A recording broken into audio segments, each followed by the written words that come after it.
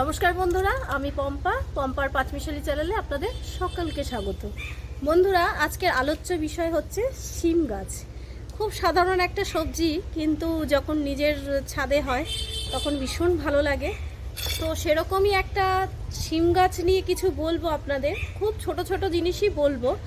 খুব সাধারণভাবে জৈবভাবে শিম গাছ করলে অধিক ফলনও পাওয়া যায়, সেই ব্যাপারেও আপনাদের আজকে বলবো। আজকে আরও কিছু জানাবো যে ঘরোয়া পদ্ধতিতে, মানে যেগুলো আপনার বাড়ি থেকে হয় সেগুলো থেকেই কিন্তু শিম গাছের যত্ন বা পরিচর্যা করা সম্ভব। এছাড়াও যদি আপনারা ঘরোয়া জিনিসভাবেও না করতে চান, রেডিমেড জিনিস কিনেও যদি আপনারা করতে চান, কিভাবে করবেন সেটাই আজকে আপনাদেরকে বলবো। তো দেখতে থাকো ভিডিওটা পুরো। তো বন্ধুরা, প্রথমেই তোমাদেরকে দেখাই যে আমার এই শিম গাছটার ফলনগুলো দেখো, কি হারে ফুলে রয়েছে শিম। যত দূর পর্যন্ত দেখবে প্রচুর। আর আমার হাজব্যান্ড কি হয়, এই ছোট শিমটা খুব ভালোবাসে খেতে, যার জন্য দু রকম জাতি আছে।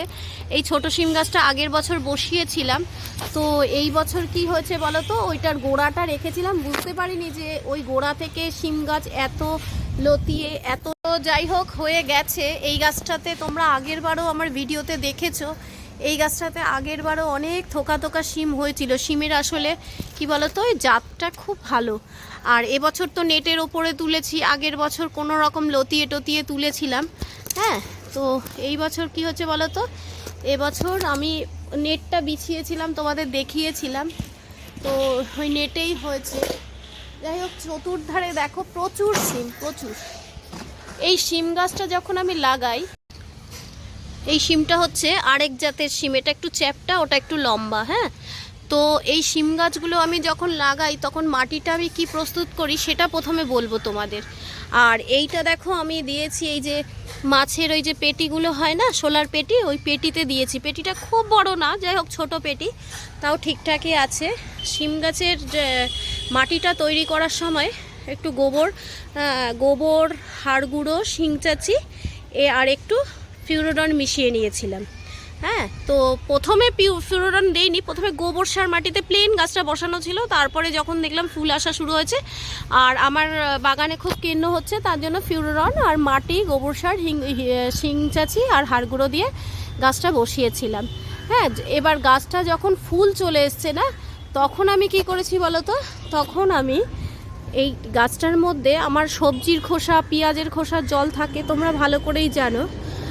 সবজির খোসা, পেঁয়াজের খোসার জল আমি এটাতে গাছটাতে দিয়েছিলাম।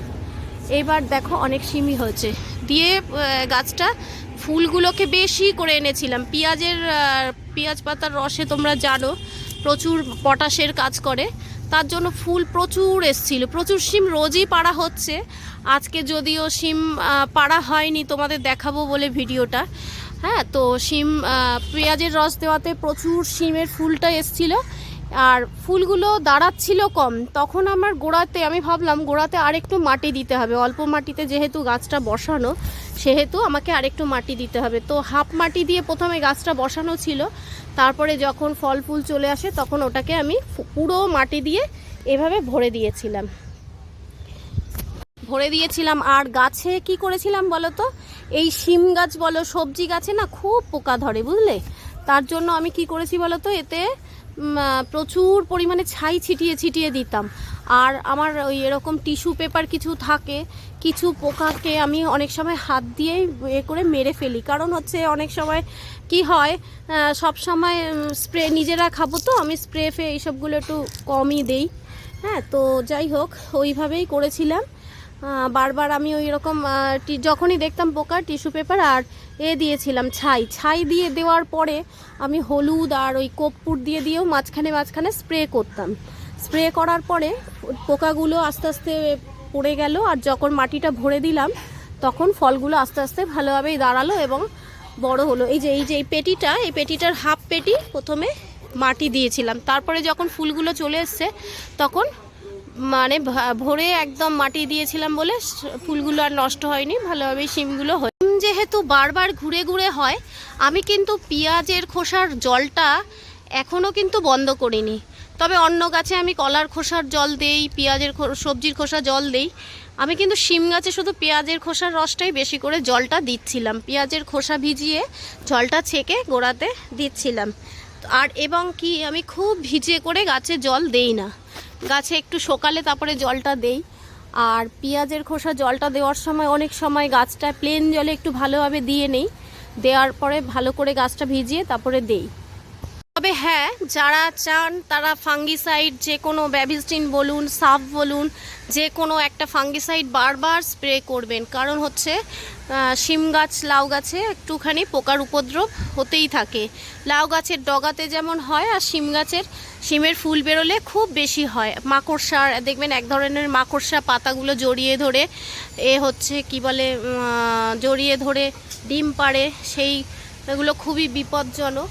তো তখনই কি করতে হবে, ফাঙ্গিসাইড। আমি ফাঙ্গিসাইড খুব একটা দেই তা না, আমি মাটির সাথে মাঝে মাঝে ফাঙ্গিসাইড মিশিয়েও নেই। হ্যাঁ, করি না একেবারে তা না, প্রয়োজন হলে করতে হয়, কিন্তু আমি করিনি শিম গাছে। ঘরোয়াভাবে হলুদ কর্পূর যেগুলো ঘরে ছিল সেগুলো দিয়েই করেছিলাম, তো করে খারাপ ফলন হয়নি, সেটাই আপনাদের বলছি। আমি শিম গাছের বেশি ফুল আনার জন্য পেঁয়াজের খোসার ভেজানো জলটা দিয়েছি। আপনারা চাইলে পটাশ সার দিতেই পারেন। পটাশ সারে প্রচুর, পটাশ সার আর পেঁয়াজের খোসার জলে একই কাজ করে প্রায়, তো বেশি ফুল চলে আসবে, আরও বেশি হয়তো ফুল আসবে রাসায়নিক পটাশ সারটা দিলে। তো আমি এখানে আর আমি পটাশ ব্যবহার করি, যেগুলো ফুল গাছ সেগুলোতে অনেক সময় ব্যবহার করি। যেহেতু শিমটা আমরা নিজেরা খাবো, সেহেতু আমি খুব বেশি আর সার ইউজ করিনি। তো আপনারা এটা পেঁয়াজের খোসার জলের পরিবর্তে পটাশ সারটা মাটির সাথে মিশিয়ে ইউজ করতেই পারে। শিম গাছে পোকা যখন খুব আসে, জাপ পোকা যখন খুব আসে, তখন আপনারা যদি ঘরোয়াভাবে না করতে চান, সার ব্যবহার করতে চান, তখন ইমিডাক্লোরপ্রিড আপনারা ব্যবহার করতেই পারেন। ইমিডাক্লোরপ্রিডটা ব্যবহার যখন আপনারা করবেন, তখন আমি খুব বেশি সারের নাম জানি না, যদিও আপনারা অনেকেই অনেক কিছু সারের নাম জানেন। তো এইরকম বিকেলবেলার দিকে ব্যবহার করলে 1 লিটার জলে 1 গ্রাম ব্যবহার করলে শুনেছি এই জাপ পোকাগুলো হয় না। তো আমার খুব একটা অসুবিধা হয় না বলে করছি, আমার পুরো গাছই ফ্রেশ। হ্যাঁ, কোনো অসুবিধা নেই, প্রচুর ফুলও আসছে, আবার ছোট ছোট করছে। আমি কালকে তুলে ফেলেছি বলে অনেক শিম আপনাদের দেখাতে পাচ্ছি না। তবে যারা বাজারে বিক্রি করে প্রচুর পরিমাণে ইউরিয়া দেয়, অনেক কিছু রাসায়নিক সার দেয়, যার ফলে আমরা কি খাই জানি না। তো এইভাবেই নিজেরা করছি, অল্প একটু আধটু যা হয় আমরা তাতেই খুশি। তো এভাবেই আমরা কি করব, কম সার দিয়ে ব্যবহার করব। দুটো কম খেলে কোনো অসুবিধা নেই, একটু টেরা বেঁকা সবজি খেলে কোনো অসুবিধা নেই, কিন্তু আমরা চেষ্টা করব রাসায়নিক সারটাকে অ্যাভয়েড করার। বন্ধুরা, আমি রাসায়নিক সারের নাম বেশি জানি না, কারণ আমি খুব বেশি ইউজ করি না, সাধারণভাবে খুব বাগান করি। আমার লজ্জাও লাগে তোমাদের রাসায়নিক সারের নাম বলতে। তবে রাসায়নিক সার এখন দোকানে বললে অনেক কিছুই তোমরা পেয়ে যাবে। সত্যি কথা বলতে আমি বেশি ইউজ করি না বলে জানিও না, যতটুকু যাভাবে করে যা ফলন পাই আমি তাতেই খুশি। একটা কথা তোমাদের বলা হলো না, এটা মাসে 1বার কি 2বার করে তোমরা খোল পচা জল একটু দিও। খোল পচা জলটা খুবই উপকারী জিনিস, আর কিছু লাগবে না। তবে গাছের গোড়ায় যদি ভালো জোর থাকে, তবে পোকামাকড়ের উপদ্রবটা খুবই কম থাকে। দেখো, আমি তো সেরকম কিছুই করি না, এভাবেই আমার হচ্ছে, যার জন্যই তোমাদের বলা। খোল পচাটা, এবার কেউ রাসায়নিকে গেলে খোল পচার সাথে একটু ডিএপি মিশিয়ে দিতে পারো, হ্যাঁ, তারপরে একটু পটাশ মিশিয়ে দিতে পারো, দিতেই পারো। তবে আমি এভাবে করছি, এভাবে সাধারণভাবে করে আমি অনেকটা উপকার পেয়েছি বলেই তোমাদের এটা বলা। তোমরা এভাবে করো, জৈবভাবে করো, 1-2 গাছ লাগাও, একটা দানাতে দেখো তোমাদের কত ফলন চলে আসবে এরকমভাবে। আর দেখো, বেশি বড় জায়গাতেও বসাই না আমি, আবার খুব ছোটতেও হয় না। শিম একটু দীর্ঘদিন ধরে অনেক ফলন পেতে গেলে একটু বড় জায়গা লাগে। আমি যেমন এটা 20 লিটারের মতন, মানে কি বলবো, 20 ইঞ্চি টবে যতটা মাটি ধরে ততটা মাটি ধরানো রয়েছে আমার এইটা টবটায়। তো তোমরা এভাবে করো, জৈবভাবে করো, করে দেখবে খুব ভালো লাগবে যখন 1-2 করে সবজি পাবে। আর এরকম নেট তো এখন কিনতেই পাওয়া যায়, এটা টায়ারের নেট। দেখো, এই টায়ারের নেটেই আমি গাছটা পুরো তুলে দিয়েছিলাম, খুব ভালো ফলন পাচ্ছি জানো তো, যার জন্যই তোমাদের এটা শেয়ার করা। তোমরা মাঝে মধ্যে খোল পচা দাও, পেঁয়াজের খোসা ভেজানো জল দাও, মাছের যে বাজারে যেগুলো ফেলে দেয় ওয়েস্ট জিনিসগুলো, সেগুলোও তোমরা জলে ভিজিয়ে দাও, দেখো এতে ভীষণ ভালো ফলন হচ্ছে।